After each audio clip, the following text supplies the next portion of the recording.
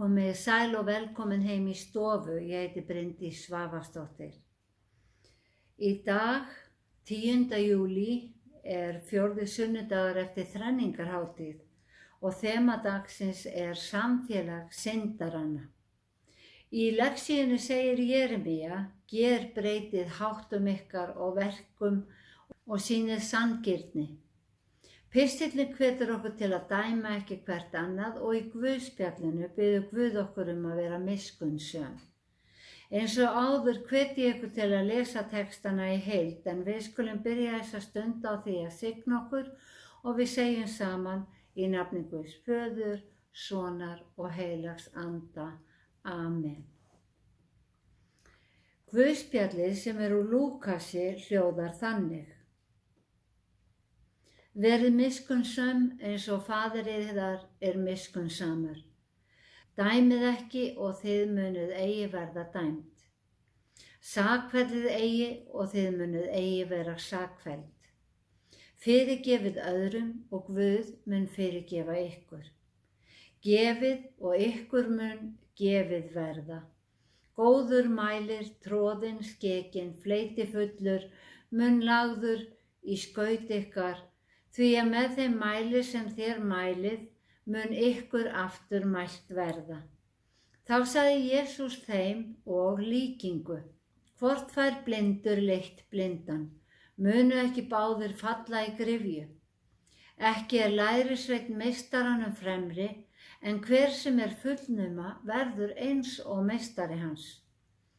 Því sérð þú flísina í auga bróður þíns, en tekur ekki eftir bjálkanum í auga þínu. Hvernig færð þú sagt við bróður þinn, bróðir, lát mig draga flísina úr auga þér, en sérð ekki bjálkan í þínu auga. Hræsnari, dragðu fyrst bjálkan úr auga þér og þá sérðu glöggt til að draga flísina úr auga bróður þíns. Þannig hljóðar hið heilaga Guðspjall. Sælir eru miskunnsamir því að þeim mun miskunnað verða, sagði Jesús í fjallræðunni. Og í Guðspjallinu í dag segir hann, verið miskunnsöm. Og merkingin á bak við orðið miskunnsemi er að fyrirgefa. Þó viðkomandi hafi vald til að hegna og Faðir okkar á himnum hefur lofað að vera okkur miskunnsamur. Eins vill hann að við sýnum öðrum miskunnsemi. Jesús bað okkur líka að dæma ekki, sakfella ekki og fyrirgefa öðrum og okkur mun veitast það sama. Þetta er það erfiðasta fyrir nokkurn mann að gera, því að allt, og ég meina allt, sem við horfum á, heyrum, lesum, fréttum, gerum eða gerum ekki. Við dæmum það allt í huganum. Metum hvort það er satt eða lygi, fallegt, ljótt, bjánalegt, sniðugt, einkennilegt, ótrúlegt, hræðilegt, hvort það passar eða ekki, hvort það virkar eða ekki, hvort við vildum eiga svona eða ekki. Og ef það er saga, metum við hvort við trúum henni eða ekki. Þessar álitsgerðir fara fram í huganum og í kurteisi okkar látum við ekki alltaf í ljós álit okkar. Þó okkur sé eðlilegt að hafa skoðun, viljum við sýna tillitssemi við þá sem hafa annað álit. En það er ekki miskunnsemi að horfa fram hjá slíkum smámálum. Það er ekki fyrir en reiði og heift hefur blandast í málið og menn geta fyrirgefið af hjarta án þess að hegna, dæma eða sakfella hinn aðilann, það er þá sem við getum talað miskunnsemi. Nú lifum við á þeim tímum sem fréttir og slúður dreifist með ógnarhraða í netheimum og á augabragði er hægt að eyðileggja mannorð saklausra manna. Ég las einu sinni grein mann, kennara í fátæku landi. Einn daginn þegar hann gekk heim, vildi svo til að nemandi hans átti leið sama matarmarkað og hann. Nemandi sá að kennarinn tók epli af einu borði, stakk í vasann og gekk í burt án þess að borga. Næsta dag þegar kennarinn mætti í skólann var búið að krota á veggi skólans að hann væri þjófur. Kennarinn var kallaður fyrir skólayfirvöld og nemandinn einnig.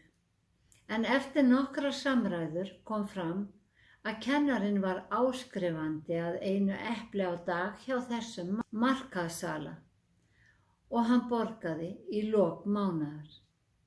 Nemandinn varð sneypulegur og fékk það verk að þvo krotið af veggjum skólans en næsta dag eftir skóla átti nemandinn að hitta kennarann upp á hæðinni fyrir ofan skólan. Þegar þeir hittust var kennarinn með fiðurkodda undir hendinni. Kennarinn sagði stráknum að gera gat á koddan og saman horfðu þeir á fiðrið fjúka út í allar áttir. Þeir settust niður og eftir stutta stund sagði kennarinn: "Farðu nú og tíndu upp alla fjaðrirnar." "Ég get það ekki," sagði strákurinn. "Þær eru farnar út um allt." "Já," sagði kennarinn, "líka dómur þinn að ég sé þjófur. Þó krotið sé farið af veggjunum er aldrei hægt að bæta mannorð mitt að fullu." Í netheimum nútímans getur fiðrið fokið út um allan heim á örskotsstundu og það ferðast á meðan því er deilt áfram. Svo tökum orð Jesú til okkar og sýnum miskunnsemi, dæmum ekki né sakfellum opinberlega þá sem við þekkjum kannski ekki neitt og vitum ekkert aðstæður í málinu. Það er alls ekki það sama og að hylma yfir afbrotum. Ef málið er komið upp á yfirborðið og á meðan málið varðar okkur ekki persónlega, skulum við fara varlega í að dæma. Í Guðspjallinu spurði Jesús: "Því sérð þú flísina í auga bróður þíns en tekur ekki eftir bjálkanum í eigin auga?" Jesús staðsetur flísina og bjálkan í augum persónanna og það segir sig sjálft að sá sem er með bjálka í auganu sér varla til að hjálpa hinum til að losna við flís. Þar að auki geta flísar verið svo smáar að það þurfi virkilega góða sjón eða einstaka athygli til þess að koma auga á þær. Og hvað segir það manni þann sem að sá flísina? En dæmisagan kennir okkur þá lexíu að sá sem hvorki sér né viðurkennir eigin vandamál er ekki fær að hjálpa öðrum að leysa sín. Bjálki í eigin auga skekkir öll viðmið. Þema dagsins er samfélag syndara og eins og ég hef oft sagt áður tel ég að það sé aðeins ein synd og það sé vantrú.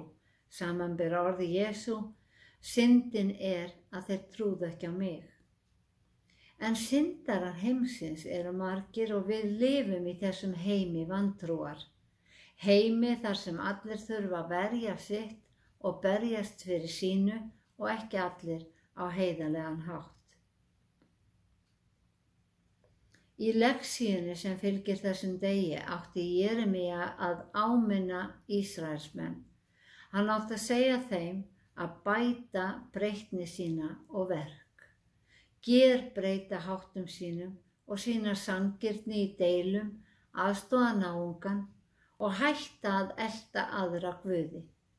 Og í pistlinum sem úr Rómverjabréfinu minnir Páll okkur á að öll munum við hverfa héðan og verða að standa frammi fyrir dómstóli Guðs. Því að ritað er: "Sérhvert okkar skal gera Guði skil á sjálfu sér. Dæmum því ekki framar hvert annað, sem sagt, sýnum miskunnsemi." Eins og ég rakti hér á undan er það hægara sagt en gert, því augað dæmir allt sem það sér, eyrað allt sem það heyrið og höndin allt sem við snertum. Þess vegna er það orðið innbyggt í okkur að vega og meta ekki aðeins dauða hluti eða atburði, heldur líka náungan. Verið miskunnsöm, sagði Guðspjallið, hjálpið náunganum. Við þekkjum öll söguna miskunnsama samverjan. Lögvitringur sem þekkti lögmál gyðinga og ákvæði þess að elska Guð og náungan, kemur til Jesú og spyr hann, hver er náungi minn? Og Jesús segir honum söguna miskunnsama samverjan. Þar blandaði Jesús saman trúarhópum. Trú mannsins sem varð fyrir árásinni ekki tiltekin, enda á hún ekki að skipta máli. Aðalatriðið að maðurinn þurfti hjálp. Staða þeirra sem gengu framhjá hins vegar tilgreind. Annar þeirra prestur og hinn levíti. Báðir voru svona innan gæsalappa starfsmenn Guðs og áttu að sýna fordæmi. Hinn slasaði þráði einungis hjálp. Það skipti hann ekki máli hver hjálpa honum, aðeins að hann fengi hjálp. Og það skipti samverjan ekki máli hverjum hann hjálpaði. Aðeins að hann gat hjálpað. Í lok sögunar segir Jesús við lögvitringinn, far þú og ger hið sama. Og það boðskapurinn sem sagan flytur okkur. Hjálpum þeim sem hjálpar þurfi, sama hver hann er. Heimurinn samfélag syndara, því að allir hafa syndgað og skortir Guðs dýrð, sagði Páll. Og hann segir að við munum öll standa frammi fyrir dómstóli Guðs. Og Jesús sagði í texta dagsins, dæmið ekki og þau munið ekki verða dæmd. Honum var mjög umhugað að við hefðum frið við aðra menn. Þess vegna þessi orð sögð fyrir okkar daglegu samskipti við náungan. Fyrir trúna á Jesú höfum við frið gagnvart Guði en gagnvart náunganum stöndum við dagsdaglega. Ekkert slítur okkar hugarró meira en stöðugur ófriður. Og á sama hátt ekkert sem gefur sál okkar eins mikinn frið og ef við höldum frið við aðra menn, eigum kærleiksrík samskipti við alla, getum sýnt þolinmæði og umhyggju þeim sem við þekkjum ekki en mætum í lífinu, því að þannig verðum við sátt við okkur sjálf sem forsenda þess að okkur líði vel í eigin skinni og að öðrum líði vel með okkur.